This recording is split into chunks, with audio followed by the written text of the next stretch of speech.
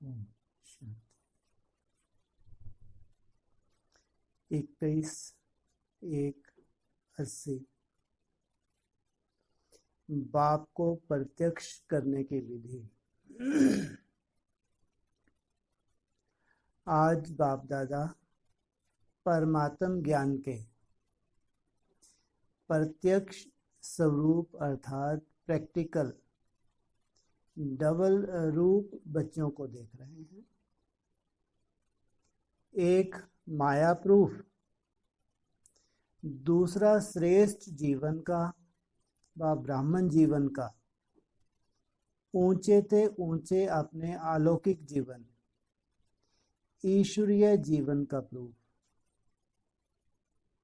श्रेष्ठ ज्ञान का प्रूफ है श्रेष्ठ जीवन। पहला माया प्रूफ, उसके बाद ज्ञान को प्रैक्टिकल जीवन में श्रेष्ठ जीवन। ऐसे डबल प्रूफ बच्चों को देख रहे हैं। सदा अपने को परमात्म ज्ञान का प्रत्यक्ष प्रमाण व प्रूफ समझने से सदा ही माया प्रूफ रहेंगे। अगर प्रत्यक्ष प्रमाण में कोई कमजोरी होती है तो परमात्म ज्ञान का भी जो चैलेंज करते हो उसको मान नहीं सकेंगे, क्योंकि आजकल साइंस के युग में हर बात के प्रत्यक्ष प्रमाण व प्रूफ के द्वारा ही समझना चाहते हैं।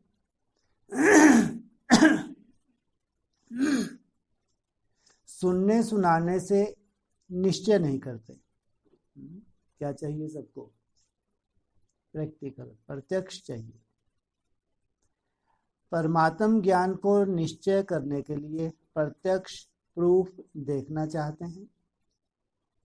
प्रत्यक्ष प्रूफ क्या है?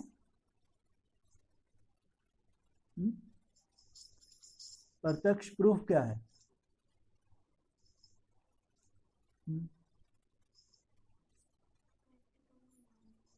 आपका जीवन, आपके जीवन की जो धारणाएं हैं, प्रत्यक्ष प्रूफ है आपका सबका जीवन।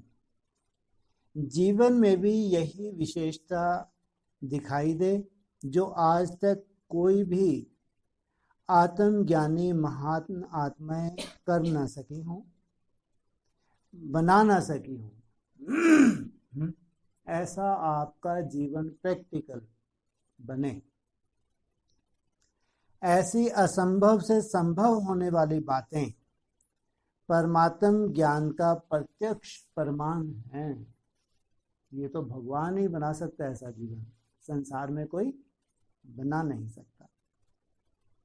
सबसे बड़ी असंभव संभव होने वाली बात प्रवृत्ति में रहते पर वृत्ति में रहना। वृत्ति कहाँ है? कहाँ है? पर दुनिया की तरह प्रवृत्ति नहीं है। वृत्ति कहाँ है? मेरा तो एक बाप, वृत्ति से ही वायुमंडल बनता है। पर वृत्ति में रहना, प्रवृत्ति में रहते इस देह और देह की दुनिया के संबंधों से परे रहना। रह रहे हैं लेकिन मन बुद्धि इसमें नहीं। नंबर वार जो भी उस स्टेज में जा रहे हैं या जाएंगे, उनका आधार बाप समान अवस्था ही होगी। या किसी सर्टिफिकेट लेने की जरूरत है? चाहिए? हाँ, किसी ब्राह्मण से, निखट्टू से।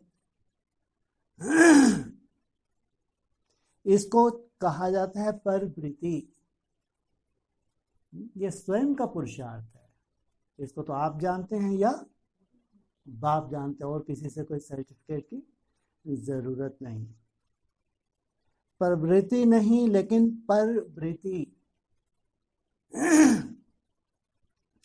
देखते देह को हैं लेकिन वृत्ति में क्या है?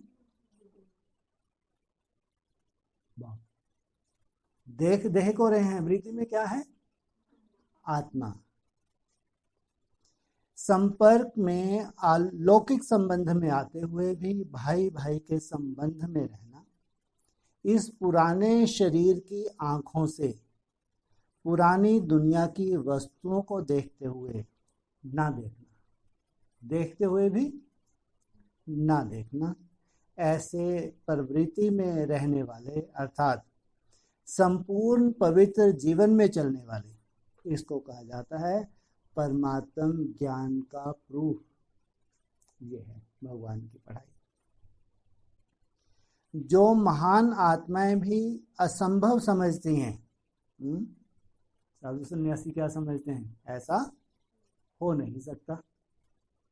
लेकिन परमात्म ज्ञानी अति सहज अनुभव करते हैं। क्यों? वो कह रहे हैं हो नहीं सकता, लेकिन परमात्म ज्ञानी सहज है अति सहज? अति सहज। दूर सिर्फ कहते नहीं हो, लेकिन दुनिया के आगे बन के दिखाते हो। यह है प्रैक्टिकल। इसको कहेंगे प्रैक्टिकल। अब तक भक्त माला के पहले दूसरे दाने भी परमात्मा मिलन को बड़ा मुश्किल, बहुत जन्मों के बाद भी मिले या ना मिले, यह भी निश्चित नहीं समझते।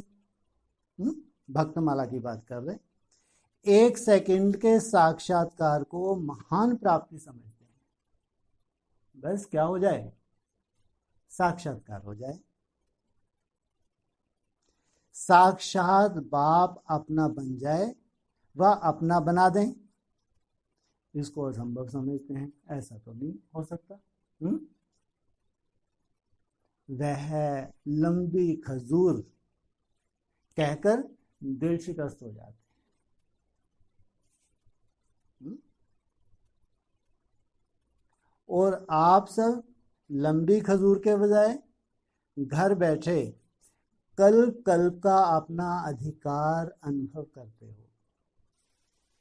वह मिलना मुश्किल समझते और आप मिलना अधिकार समझते हो कि हमारा अधिकार है। तुम्हारे लिए होगा भगवान, मेरा तो क्या है? क्या है? हाँ, बाप है, मेरा तो सखा है, मेरे तो सर्व संबंध प्रैक्टिकल में है। तो अधिकारी जीवन अर्थात बाप के सर्व खजानों से भरपूर जीवन, यह प्रैक्टिकल अनुभवी जीवन भी विशेष परमात्म ज्ञान का प्रमाण अर्थात प्रूफ है। परमात्मा कहना अर्थात बाप कहना, कितना अंतर है? परमात्मा मोहन मोह पता नहीं कितनी बड़े, क्या तोप है भगवान। ऋषि मुनियों ने क्या कह दिया? नेति नेति। उसको जानना तो। और तुम क्या कहते हो? क्या कहते हो? बाप। माना तुम्हारा तो संबंध है। बाप के संबंध का प्रूफ है। क्या मिलेगा तुमको? वर्षा। माना जो उसकी प्रॉपर्टी है वो किसकी हो गई? तुम्हारी। क्या है उसकी प्रॉपर्टी? क्या है उसकी प्रॉपर्टी? और एक एक बताओ, क्या है उसकी प्रॉपर्टी? हाँ जी, ज्ञान। पूरा हिसाब बता दीजिए। है ना? ज्ञान को हप कर लेना। ठीक है, ज्ञान में क्या क्या आता है? क्या है उसकी प्रॉपर्टी? ठीक है, सृष्टि के आदि मध्य अंत का जब आप बापसमान बनते हो तो उसकी तुमको नॉलेज हो जाती है। और क्या है उसकी प्रॉपर्टी? हाँ, की बात चले। और त्रिकालदर्शी। और तुम ये सब बताओगी? हाँ, और एक एक बताओ। हाँ, अरे कुछ भी बोल दो, सब उसका ही तो है। तुमने भी क्या धारण किया जो संकोच करती हो? हाँ, सर्व माना जो कुछ भी उसकी महिमा में आता है संसार में, सागर से उसकी तुलना करते हैं, वो तुम क्या बन जाते हो? स्वरूप बन जाते हो। जो भी टाइटल हैं भगवान के बड़े से बड़े, तुम वो स्वरूप बन जाते हो। इसलिए वो है उसका वर्षा। आत्मज्ञान का व महान आत्माओं का संबंध भाई भाई का है, बाप का नहीं है। इसलिए वर्षा नहीं है। आत्मज्ञानी महान आत्माएं, आत्मा भाई भाई हैं, परमात्मा बाप नहीं है। कितना अंतर हो गया। इसलिए अविनाशी वर्षा चाहते हुए भी उनका अनुभव पा नहीं सकते। वर्षा भी कैसा है, अविनाशी अविनाशी अविनाशी। परमात्म ज्ञान का सहज प्रूफ जीवन में वर्षे की प्राप्ति है। यह अविनाशी ज्ञान प्राप्ति का प्रूफ जीवन में वर्षे की प्राप्ति है। यह अविनाशी ज्ञान प्राप्ति का अनुभवी जीवन परमात्मा को प्रत्यक्ष कर सकते हैं। इसलिए क्या कहा, वाचा से, भागदौड़ से, प्रदर्शनी मेले किए पूरे वर्ल्ड में संदेश पहुंचा नहीं, लेकिन तुम्हारा प्रैक्टिकल जीवन उसमें कोई चमत्कार होगा नहीं होगा। हाँ, प्रैक्टिकल तुम जानो, बाप जाने और ना जाने कोई। हाँ, अरे कुछ उसमें चमत्कार होगा नहीं होगा। पूरे विश्व को संदेश मिलना है, नहीं मिलना।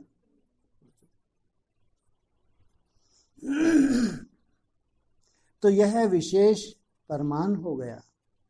बाप को प्रत्यक्ष करना, यह नए वर्ष का दृढ़ संकल्प लिया। प्रश्न पूछा, बाप को प्रत्यक्ष करना, नए वर्ष जो आ रहा है, कौन सा आ रहा है? कौन सा आ रहा है? 2023 क्या शुरू हो जाएगा? हाँ, कहेंगे ना प्रैक्टिकल में, स्वर्ग नहीं कहेंगे। प्रैक्टिकल स्वर्ग है तो प्रूफ निकलेगा किस बात का, किसकी संतान हो, किसकी संतान हो, जैसा बाप वैसे बच्चे। ये प्रूफ चाहिए ना प्रैक्टिकल। तो सभी ने संकल्प लिया है ना, तो प्रत्यक्ष करने का साधन है डबल प्रूफ बनना। पहला प्रूफ कौन सा बताया? माया प्रूफ। दूसरा ज्ञान प्रूफ। ज्ञान जीवन में हो तो चेक करो, यह प्रत्यक्ष प्रमाण प्योरिटी और प्राप्ति दोनों ही अविनाशी है। प्राप्ति भी कैसी हो, विनाशी अविनाशी। और जो तुम्हारी स्टेज बनी है प्योरिटी की, वो भी विनाशी अविनाशी अविनाशी। अल्पज्ञ आत्मा अल्पकाल की प्राप्ति कराती है, अविनाशी बाप अविनाशी प्राप्ति कराते हैं। इसलिए टाइम लगता है, सालों तपस्या हो जाए तो भी कहते हैं रिजल्ट नहीं निकले, क्या मालूम मेरा याद ठीक है नहीं है। हाँ, क्या मालूम बाप को मेरी याद पसंद है नहीं है। उठता है नहीं, अपने आप के प्रति अनिश्चय बुद्धि बनते रहते हैं। तो परमात्म मिलन व परमात्म ज्ञान की विशेषता है ही अविनाशी। तो अविनाशी है ना, आप कहेंगे पुरुषार्थी हैं। क्या हैं आप? पुरुषार्थी हैं, लेकिन पुरुषार्थ और प्रत्यक्ष प्रारब्ध यही परमात्म प्राप्ति की विशेषता है। इधर पुरुषार्थ और उधर प्रारब्ध। ऐसे नहीं कि संगम युगी पुरुषार्थी जीवन है और सतयुगी प्रारब्ध जीवन है। मेहनत यहाँ करनी है, प्राप्ति कहाँ होगी? सतयुग। ऐसा तो नहीं है ना। लेकिन संगम युग की विशेषता है, एक कदम उठाओ और हजार कदम प्रारब्ध में पाओ। कहाँ एक कदम और सहयोग 1000 कदम। और कोई भी युग में एक का पदम गुना होकर मिलने का भाग्य है ही नहीं। यह भाग्य की लकीर स्वयं भाग्य विधाता बाप अभी ही खींचते हैं, ब्रह्मा बाप द्वारा। किसके द्वारा खींचते हैं? ब्रह्मा बाप द्वारा। इसलिए ब्रह्मा को भाग्य विधाता कहते हैं, गायन भी है। ब्रह्मा ने जब भाग्य बांटा था तो क्या कर रहे थे? सोए हुए थे क्या? है नहीं है कहावत। संगम युग की विशेषता पुरुषार्थ और प्रारब्ध साथ साथ की है, और ही सतयुगी प्रारब्ध से भी विशेष बाप की प्राप्ति की प्रारब्ध अभी है। अब की प्रारब्ध है परमात्मा के साथ डायरेक्ट सर्व संबंध। कितनी बड़ी बात होगी। भविष्य प्रारब्ध है देवताओं से संबंध। कहाँ? संगम युग का, और कहाँ? सतयुग का। अब की प्राप्ति और भविष्य की प्राप्ति का अंतर तो समझते भी हो और सुनाया भी था। तो पुरुषार्थी नहीं लेकिन श्रेष्ठ प्रारब्धी हैं, ऐसे समझकर हर कदम उठाते हो। पुरुषार्थी नहीं, क्या है? श्रेष्ठ। हाँ, अगर यहाँ प्रारब्ध का अनुभव हो रहा है तो केवल पुरुषार्थी नहीं, साथ साथ अनुभूति भी चाहिए। सिर्फ पुरुषार्थी कहना अर्थात अलबेला बन और प्रारब्ध व प्राप्ति से वंचित रहना। पुरुषार्थी कहने तो हल्के हो जाते हैं ना। हाँ अभी तो पुरुषार्थी। तो आगे चल के जब संपन्न बन जाएंगे तो सब प्राप्तियां हो जाएंगी, और अचानक मुंह में शहद आ जाएगा, गुलाब जामुन आ जाएगा, रसगुल्ला डाल देंगे बाबा, ऐसा। प्रारब्ध देखकर सहज ही चढ़ती कला का अनुभव करेंगे। संगम युग की विशेषताओं का सदा स्मृति स्वरूप बनो, तो विशेष आत्मा हो ही जाएंगे। पाना था सो पा लिया। सदा यह गीत गाते रहो, गीत गाते रहो, बिंदी की चिंता मत करो। क्या? कौन सा गीत गाओ? पाना था सो। इसको कहेंगे स्वयमान। स्वयमान में स्थित होना माना पाना था सो पा लिया। चलते चलते कई बच्चों को मार्ग मुश्किल अनुभव होने लगता है। कभी सहज समझते, कभी मुश्किल समझते। तो अचार बढ़िया हुआ तो मजा आ गया, फिर माया आ गई, खाई गई नहीं, माया आ गई। अरे बाप रे बाप, फिर वहीं के वहीं। हम तो सोचे कुछ कदम आगे बढ़े, महसूस किया हम वहीं खड़े हैं। मुश्किल समझते हैं। कभी खुशी में नाचते हैं, कभी दिल शिकस्त हो बैठ जाते हैं। कभी बाप के गुण गाते और कभी क्या और कैसे का गुणगान गाते। क्या हुआ, कैसे होगा, कब होगा, गुण गाते हो। कैसे का गुण गाते हो। कभी शुद्ध संकल्पों के सर्व खजानों के प्राप्ति की माला सुमरन करते, कभी व्यर्थ संकल्पों के तूफान वश मुश्किल है यह माला सुमरन करते। सब तो ऐसे बन नहीं सकते, सब तो भाई साहब हैं नहीं। 33 साल हो गए भाई साहब को, अपन तो अभी नए नए, पता नहीं क्या है आगे। कारण क्या? सिर्फ पुरुषार्थी समझते हैं, प्रारब्ध को भूल जाते हैं। क्या समझते हैं? पुरुषार्थ करना है, लेकिन साथ साथ प्रारब्ध को भूल जाते हैं। छोड़ना क्या है उसको सामने रखते हैं, और लेना क्या है उसको पीछे रखते हैं। जबकि छोड़ने वाली चीज को पीछे किया जाता है, लेने वाली चीज को आगे किया जाता है। कभी भी लेने समय पीछे हटना नहीं होता, आगे बढ़ना होता है। लेना स्मृति में रखना अर्थात बाप के सन्मुख होना। अगर तुमने अभी ये बीज डाल दिया कि प्राप्ति का समय तो आगे चल के है, अभी तो मेरे को त्याग ही त्याग करना है, बस त्याग ही त्याग करना है। हाँ, क्या किया तुमने? बाबा क्या चाहते हैं? लेना। लेकिन अब इतनी सूक्ष्म बुद्धि तुम्हारी हो तो तुमको महसूस हो जो मैं त्याग कर रही हूं यहाँ मेरे को अभी मिल रहा है। उसकी भी महसूसता हो। तो छोड़ने के गुण ज्यादा गाते हो, यह भी किया, यह भी करना है, वह करना पड़ेगा, इसको ज्यादा सोचते हो। क्या मिल रहा है, वह प्रारब्ध क्या बन रही है, उसको कम सोचते हो। इसलिए व्यर्थ का वजन भारी हो जाता है। शुद्ध संकल्पों का वजन हल्का हो जाता है।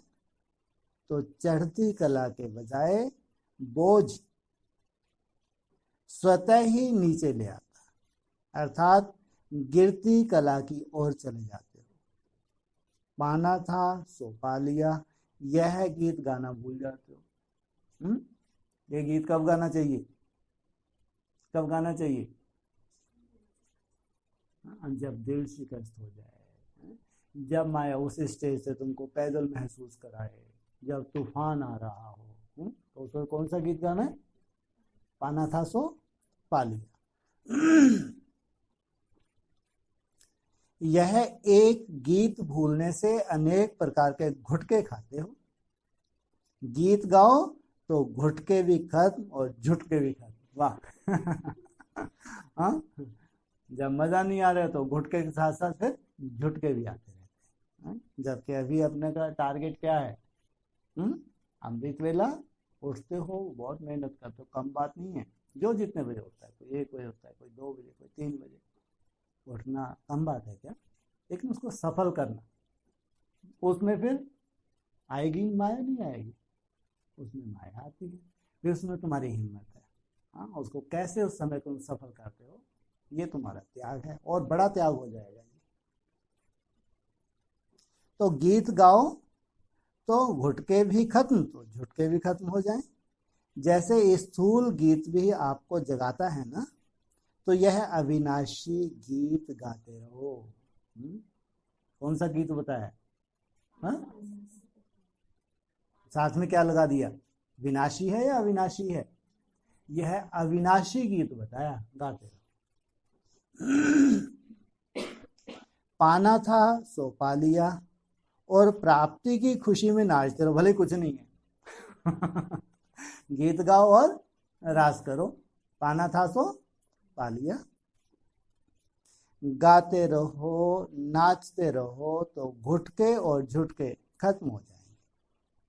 ऐसे डबल प्रूफ प्रत्यक्ष प्रमाण द्वारा बाप को प्रत्यक्ष करेंगे। यह है प्रत्यक्ष करने की विधि।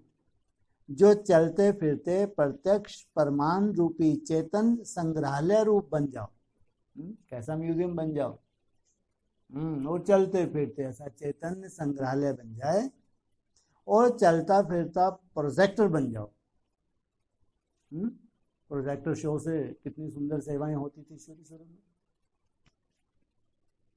चरित्र निर्माण प्रदर्शनी बन जाओ, तो जगह जगह पर प्रदर्शनी और म्यूजियम हो जाएंगे।